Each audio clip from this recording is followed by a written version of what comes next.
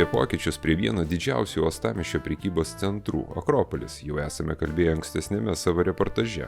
Tuomet naujo vieno aukšto 3,5 tūkstančių kvadratinių metrų ploto pastato statybos ypač sudomino Klaipėda TV žiūrovus. Priestatas su atskiru įėjimu kilo šiaurinėje prekybos ir pramogų centro pusėje, šalia trečiojo įėjimo.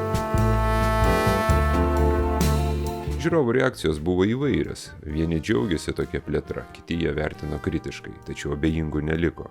Vien socialinėme tinkle Facebook žinutę apie Akropolio plėtrą peržiūrėjo beveik 270 tūkstančių vartotojų. Šiuo metu Klaipėdos Akropolyje veikia 197 prekybos, paslaugų, maitinimo ir pramogų vietos, o užimtumas siekia net 99,7%. Taip skelbiama prekybos centro internetinėje svetainėje, nors lankytojams jau dabar siūlomas platus prekių, paslaugų ir pramogų pasirinkimas. Galimybės priimti naujus nuomininkus ir prekių ženklus yra ribotas.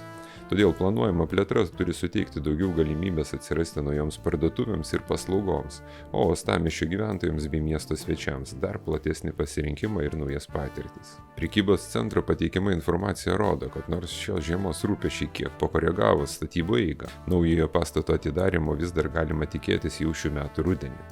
Viso projekto vertė siekia apie 6 milijonus eurų. Likite su Klaipėda TV.